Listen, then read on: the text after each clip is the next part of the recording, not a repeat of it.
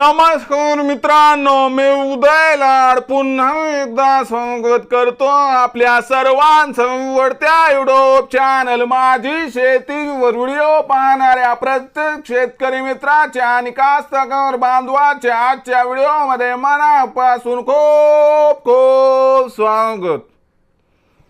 मित्रांनो, thumbnail पाहितलं, title वाचलं हो मित्रांनो, सामान्य कापूस उत्पादक कास्तकार बांधवांसाठी सर्वात महत्त्वाचा व्हिडिओ की आता कापसाच्या दुप्पट उत्पादनासाठी कापसाच्या पिकामध्ये असा द्यावा खताचा दुसरा डोस। ही सध्याच्या कंडिशनची सर्वात महत्त्वाची अपडेट आहे। हा सध्याच्या कंडिशनचा सर्वात महत्त्वाचा व्हिडिओ आहे की आता कापसाच्या दुप्पट उत्पादनासाठी कापसाच्या पिकामध्ये असा द्यावा खताचा दुसरा डोस। मग कापसाच्या पिकामध्ये खताचा दुसरा डोस कधी द्यावा, खताच्या दुसऱ्या डोस मध्ये कोणत्या खताचा वापर आपण करू शकतो आणि असं कोणतं कॉम्बिनेशन आहे की ज्याचा वापर केल्यानं आपला खताचा दुसरा डोस हा अचूक राहील आणि ज्यामुळे कापसाचं दुप्पट उत्पादन मिळवण्याचं आपलं स्वप्न पूर्ण होईल। या प्रत्येक प्रश्नाचं अचूक उत्तर जाणून घेण्यासाठी आपण सर्वांनी हा व्हिडिओ आता सुरुवातीपासून या ठिकाणी शेवटपर्यंत पाहावा। हा व्हिडिओ शेवटपर्यंत पाहत असताना जर आपल्याला मनापासून आवडला तर जरूर या व्हिडिओला या ठिकाणी एक लाईक करा। जास्तीत जास्त कास्तकार बांधवांपर्यंत हा व्हिडिओ पाठविण्यासाठी या व्हिडिओला या ठिकाणी जरूर शेअर करा। सबस्क्राइब करून जरूर नोटिफिकेशन बेलला ऑल करा, यामुळे येणारा प्रत्येक व्हिडिओ हा आपणास या ठिकाणी मिळत राहतो।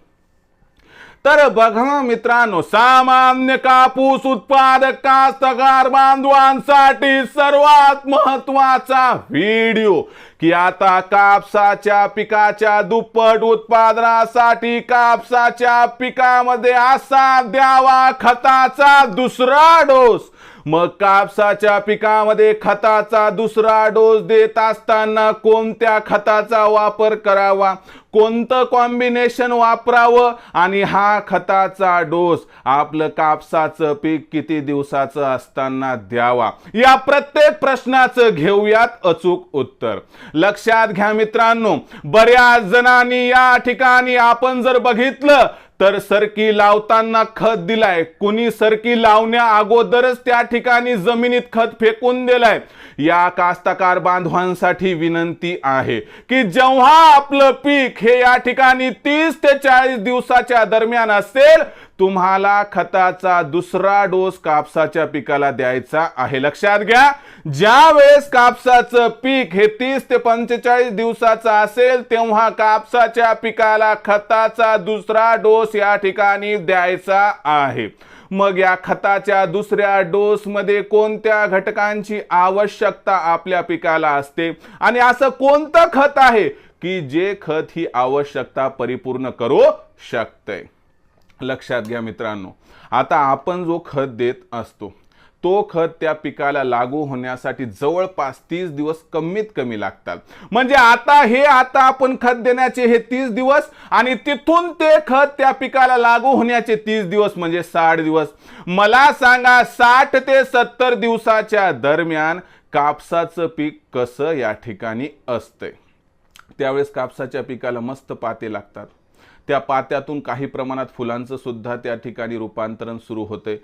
म्हणजे अशा परिस्थितीमध्ये आपल्या कापसाच्या पिकाला सर्वात जास्त गरज असते मित्रांनो या ठिकाणी फॉस्फरस, त्यानंतर पोटॅश आणि त्यानंतर नायट्रोजनची। आणि ही सगळी गरज परिपूर्ण करण्यासाठी अशा खताची निवड करा की ज्या खतामध्ये फॉस्फरसचं प्रमाण सर्वाधिक असेल।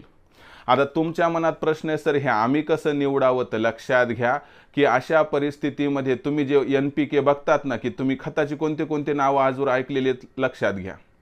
10-26-26, 12-32-16, 20-20-0-13, त्यानंतर DAP म्हणजे काय 18-46-0, 8-21-21, 14-35-14 अशी विविध खतं मार्केटमध्ये तुम्हाला दिसत असतील। यापैकी कोणत्या खताचा वापर करायचा हा महत्त्वाचा या ठिकाणी मुद्दा आहे। लक्षात घ्या, जो खत आपण पहिल्यांदा वापरला त्या खताचा अजिबात इथं वापर करायचा नाही। दुसरी गोष्ट, आपण दुसऱ्यांदा खत देत असताना DAPचा वापर 100% टाळायचा आहे, कारण DAP मध्ये पोटॅशचं प्रमाण अजिबात नसतंय, म्हणून DAP हा इथं देऊ शकत नाहीत। मग कोणता खत द्यायचा, तर आपण जर बघितलं तर 10-26-26, 14-35-14, 8-21-21, 12-32-16 हे चारही खतं तुम्हाला या ठिकाणी देता येऊ शकतात। तुम्ही म्हणाल याच्यापैकी सर्वोत्तम कोणतं, तर लक्षात घ्या, याच्यापैकी सर्वोत्तम कोणतं, तर ह्या कॉम्बिनेशनमध्ये मला वाटते 14-35-14 हे खत सर्वोत्तम मानलं जाऊ शकते। यात 14% नायट्रोजन, त्यानंतर 35% फॉस्फरस आणि 14% पोटॅशियम, म्हणजे जी आपली मुख्य अन्नद्रव्याची गरज आहे, जी आपली 60 ते 70व्या दिवशी त्या पिकाची गरज आहे, ती गरज यातून त्या ठिकाणी भागवू शकतो। म्हणजे आपण खताचा डोसमध्ये 14-35-14चा वापर करावा। ज्यांना हे खत उपलब्ध होत नाही मग ते 10-26-26, 8-21-21 किंवा त्या ठिकाणी 12-32-16 या तिन्हीपैकी कोणत्याही एका ऑप्शनचा वापर करू शकतात। पण आता पीक वाढीच्या अवस्थेत आहे, त्यामुळे आपल्या पिकाला जो खताचा आपण डोस देणार तो थोडा जास्त असावा, ज्याच्यामध्ये आपल्याला काय करायचं मित्रांनो, एकरी 75 किलो म्हणजे 1.5 बॅग आपल्याला काय करायचं मित्रांनो, या ठिकाणी 14-35-14चा वापर करायचा आहे। मग 10-26-26 वापरा, 8-21-21 वापरा, 12-32-16 कोणताही डोस असो 75 किलो इथं वापरायचा आहे। त्याचबरोबर मित्रांनो, काही जण 20-20-0-13 बद्दल या ठिकाणी विचारतात। 0% पोटॅश असल्यामुळे 20-20-0-13 हे खत दुसऱ्या आणि तिसऱ्या डोसला अजिबात जमत नाही।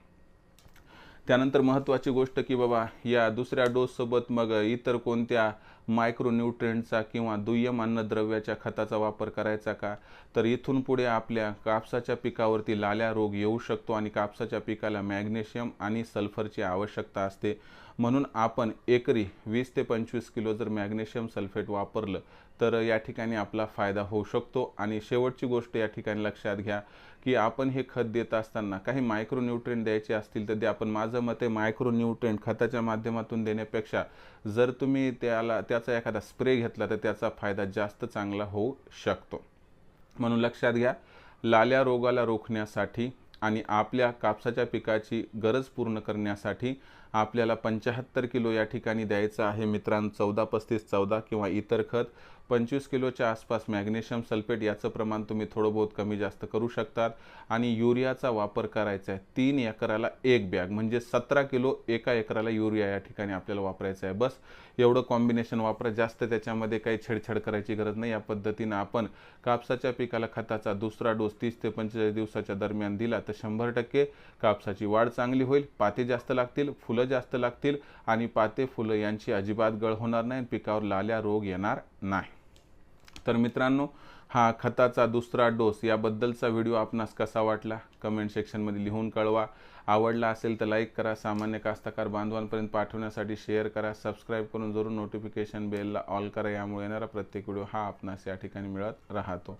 तर मित्रांनो, अशाच एका नवीन व्हिडिओसह मी आपला मित्र उदय लाड आपल्या सर्वांच्या आवडते यूट्यूब चॅनल माझे शेतीवर मिळत राहील। तोपर्यंत माझ्या प्रत्येक शेतकरी मित्राचे आणि कास्तकार बांधवाच्या आजच्या व्हिडिओमध्ये मनापासून खूप खूप आभार।